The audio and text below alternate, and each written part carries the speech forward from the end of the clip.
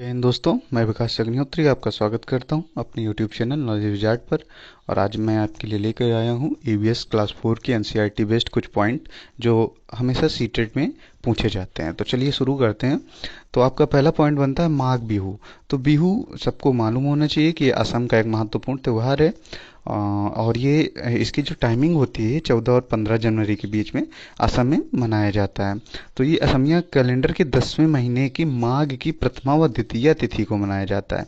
तो इतना अंदर से नहीं पूछेगा, लेकिन याद रखना है दोस्तों, असम असम में मनाए जाने वाला त्यौहार बिहू है। और इसमें क्या क्या है, पहले दिन को उरुका कहते हैं।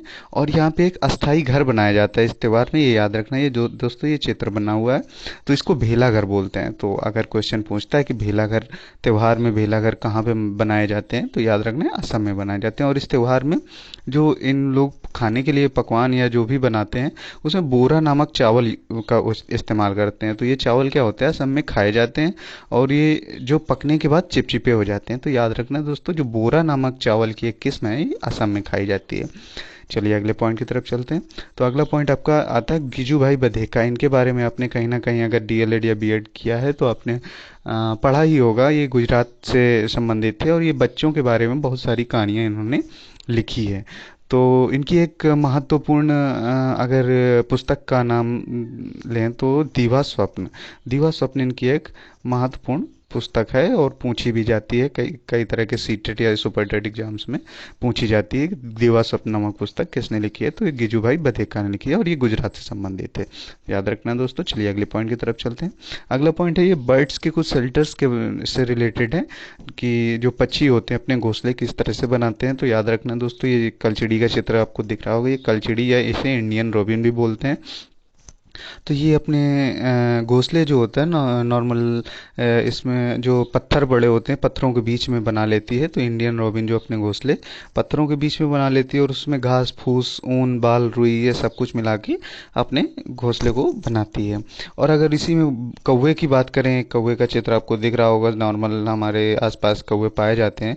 तो इनके जो घोंसले होते हैं, कौवे के घोंसले में लोहे के तार लकड़ी शाखाएं जैसी बनी भी चीजें होती हैं। और याद रखना दोस्तों, कौवा से रिलेटेड एक क्वेश्चन और आता है कि जो कौन सा ऐसा पक्षी होता है जो सबसे ऊंची डाल पे अपना घोंसला बनाता है। तो याद रखना दोस्तों, सबसे ऊंची डाल पे कौवा जो होता है वो अपना घोंसला बनाता है। चलिए नेक्स्ट पॉइंट की तरफ चलते हैं।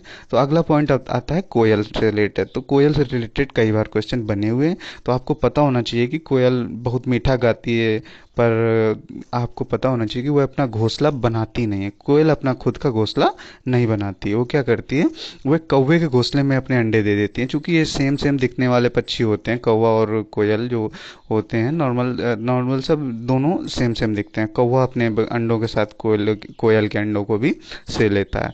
तो ये एक धोखेबाज पक्षी भी कह सकते हैं इसको, क्योंकि ये जब इसके बच्चे बड़े हो जाते हैं तो उड़ के चले जाते हैं और कौवा इनकी परवरिश करता है। तो आगे अब देखते हैं किसी अन्य पक्षी के बारे में। तो पक्षियों में कौवा, यहाँ पे पॉइंट आपको देखो ये मिल गया। कौवा सब पेड़ की ऊंची डाल पर अपना घोंसला बनाता है। जबकि फाख्ता या कैक्टस, तो ये फाख्ता जो नामक पक्षी होता है दोस्तों, याद रखना है इसको डब पक्षी भी बोलते हैं। तो ये जो क्या ये कांटों के बीच में अपने घोंसले को बनाता है। तो फाख्ता या जो होता है ये कैक्टस के कांटों के बीच में अपने घोंसला बनाता है। और ठीक है, और आमतौर पर अगर हम गौरैया की बात करें तो गौरैया आमतौर पर हमारे घर के आसपास ही घोंसला बना लेती है। कहीं अलमारी अलमारी में या छत पे कहीं भी उसको अगर जगह दिखती है, आईने के पीछे, घर की दीवार के आगे पीछे कहीं भी उसको जगह मिलती है तो अपना घोंसला बना लेती है। तो याद रखना दोस्तों, कोयल को याद रखना है। और ये फाख्ता नामक जो पक्षी होता है इसको डब पक्षी इंग्लिश में भी बोलते हैं।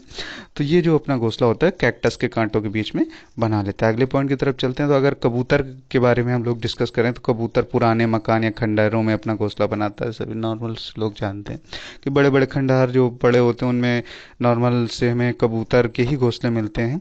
और जो एक बसंत गौरी नामक पक्षी होता है जो गर्मियों में टुक टुक करते हैं। तो हो सकता है क्वेश्चन बन जाए कि गर्मियों में टुक टुक करते जो पक्षी टुक टुक करते हैं वो कौन होते हैं, तो वो बसंत गौरी होते हैं। तो ये चित्र दिख रहा है आपको। तो पेड़ के तनों में गहरा छेद बनाकर उसमें अंडे देते हैं। तो ये जो बसंत गौरी होती है पेड़ के तनों में गहरा छेद बनाकर उसमें अंडे देते हैं। और अब आगे डिस्कस करते हैं दर्जिन चिड़िया। ये इंपॉर्टेंट पॉइंट है। जो दर्जिन चिड़िया होती है, तो जैसा नाम वैसा काम, वह अपनी नुकीली चोंच के पत्तों को सी लेती है। तो जैसे सुई से हम लोग कपड़े सीते हैं, इसी तरह से वो अपनी नुकीली चोंच से पत्ते सी लेती है और उसके बीच में बनी थैली में अंडे देती है।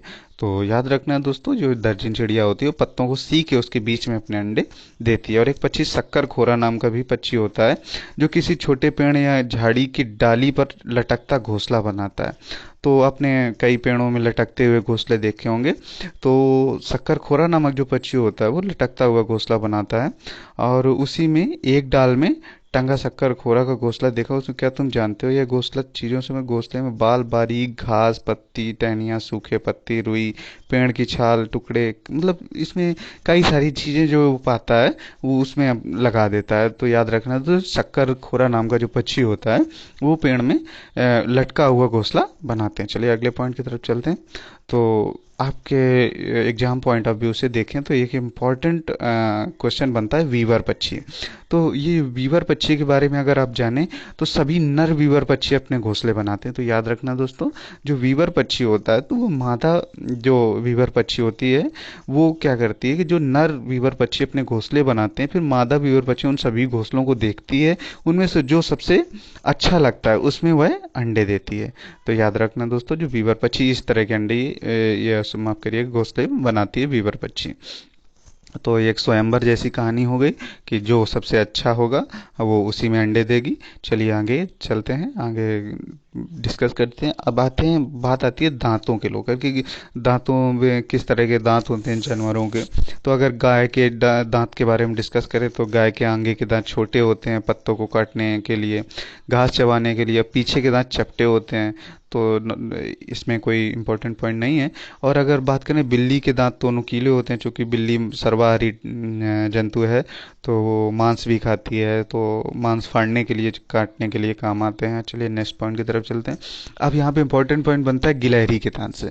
तो क्या होता है उसमें आते हैं कि कौन सा ऐसा जंतु है जिसके दांत लगातार बढ़ते रहते हैं, इसलिए उसको छोटे करने के लिए वो अपने दांत घिसते रहते हैं। तो वो आंसर आपका बनता है गिलहरी।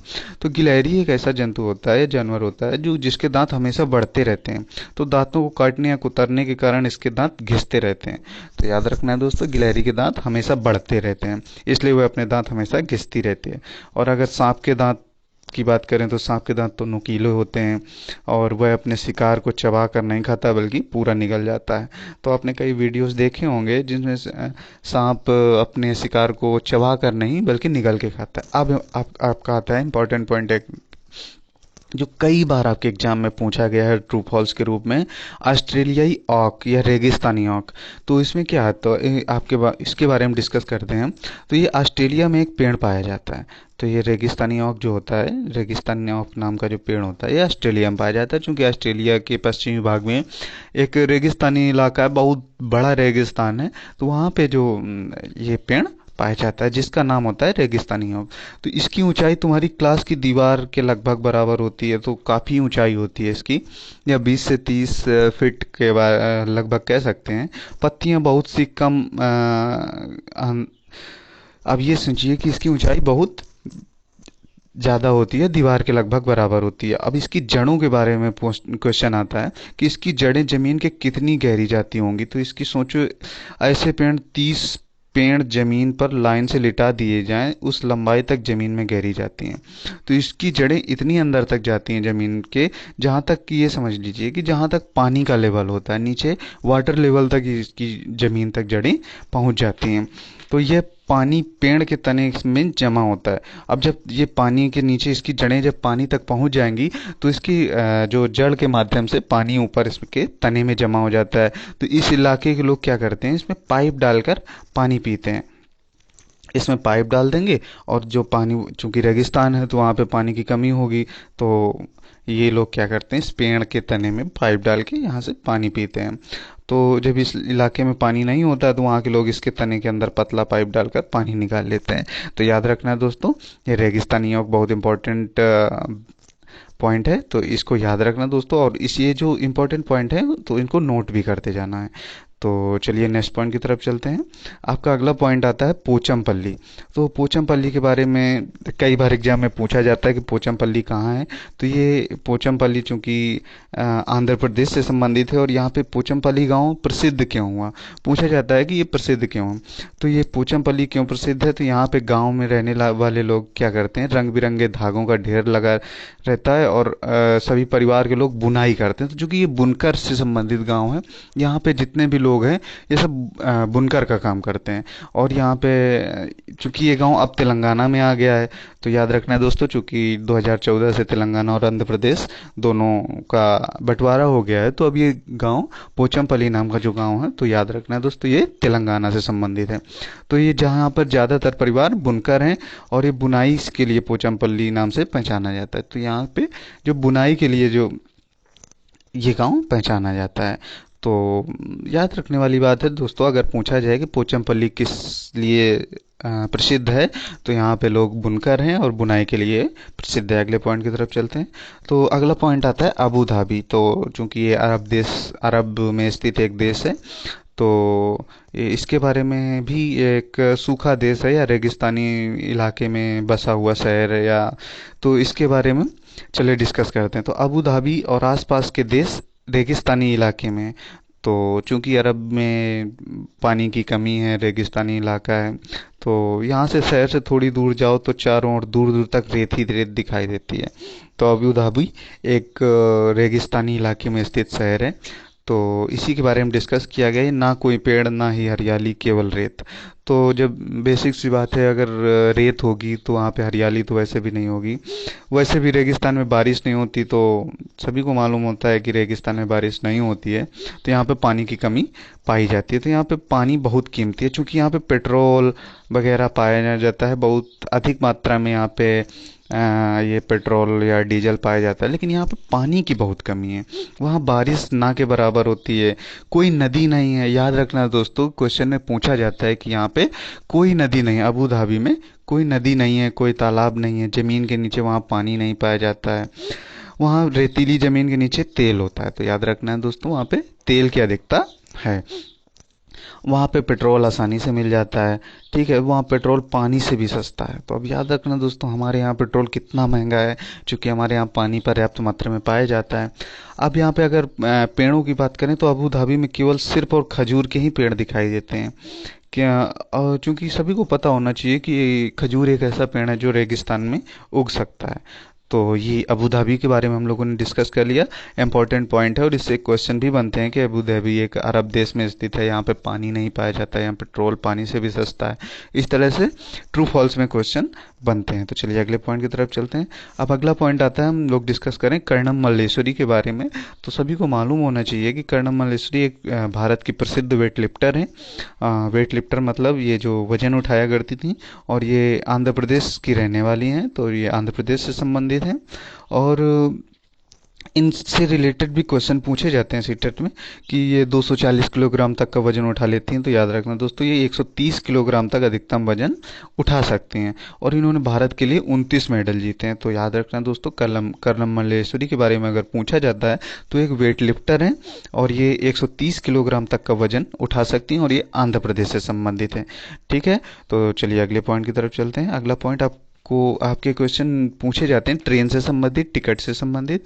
तो कई बार ये क्वेश्चन पूछे जाते हैं कि ट्रेन की टिकट जब आप लेते हैं तो उसमें क्या क्या लिखा होता है। तो उसके बारे में आपके लिए जानकारी मैंने इकट्ठी की है, तो आइए डिस्कस करते हैं। तो रेल का टिकट जब आप लेते हैं तो उसमें कौन कौन सी चीज़ें लिखी होती हैं, तो उन चीज़ों के बारे में डिस्कस करते हैं। तो उसमें आपका ट्रेन का नंबर लिखा होता है, नोट कर लीजिएगा दोस्तों, ये कई बार क्वेश्चन आया हुआ है। ट्रेन का नंबर होता है सफ़र शुरू करने का, चूंकि वो जो डेट होती है, जिस डेट से आप सफ़र शुरू करते हैं, वो लिखा होता है। बर्थ या ट्रेन डिब्बे का नंबर लिखा होता है, अगर आप टिकट बुक करते हैं या स्लीपर में टिकट बुक करते हैं, तो आपका बर्थ नंबर, डिब्बे का नंबर, ये सब लिखा होता है। किराया लिखा होता है, और दूरी, डिस्टेंस, जितनी दूरी के लिए आपने सफ़र के लिए टिकट लिया है, तो वो दूरी लिखी होती है। क्योंकि उसमें ट्रू फॉल्स में पूछता है, तो उसमें पूछता है कि क्या यात्री का नाम भी लिखा होता है, तो उसमें यात्री का नाम नहीं लिखा होता। उसमें पूछा जाता है कि ट्रेन कब, जो गंतव्य स्टेशन होगा उसमें ट्रेन कब पहुंचेगी, ये भी उसमें लिखा होता है। तो ट्रेन में ये नहीं लिखा होता है कि ट्रेन कब पहुंचेगी, क्योंकि भारतीय रेलवे है तो सभी को पता होना चाहिए कि ट्रेन कब पहुंचेगी, ये भारतीय रेलवे को भी पता नहीं होता है। तो ये याद रखना है दोस्तों, ये 5 चीज़ें जो होती हैं ये ट्रेन के टिकट में लिखी होती हैं। और आप क्या कर सकते हैं, तुम टिकट देखकर क्या क्या बातें पता लगा सकते हो। तो रेलवे टाइम टेबल में बहुत सारी जानकारी मिलती है, ट्रेन किस स्टेशन में किस समय पहुंचेगी, किस समय स्टेशन छोड़ेगी, कितनी दूरी तय करेगी। तो ये सब चीज़ें आप रेलवे टिकट में जो प्लेटफॉर्म पे आपको पूछताछ केंद्र होते हैं वहाँ से आप पूछ सकते हैं। तो ये इंपॉर्टेंट पॉइंट आपके ट्रेन से संबंधित बनते हैं। तो दोस्तों ये थे आपके कक्षा 4 के जो इम्पोर्टेंट पॉइंट बनते हैं। ये दूसरा वीडियो है कक्षा 4 से। तो दोस्तों इससे ज़्यादा सीटेट में कुछ और नहीं पूछा जा सकता। आप अगर इतने पॉइंट तैयार कर लेते हैं तो मेरा मानना है कि आप कक्षा 4 की ईवीएस से अगर कुछ भी पूछा जाता है तो वो नहीं छूटेगा। तो वीडियो को अंत तक देखें। देखने के लिए धन्यवाद। और अगर आपको ये वीडियो अच्छा लगे तो लाइक करें, सब्सक्राइब करें। धन्यवाद।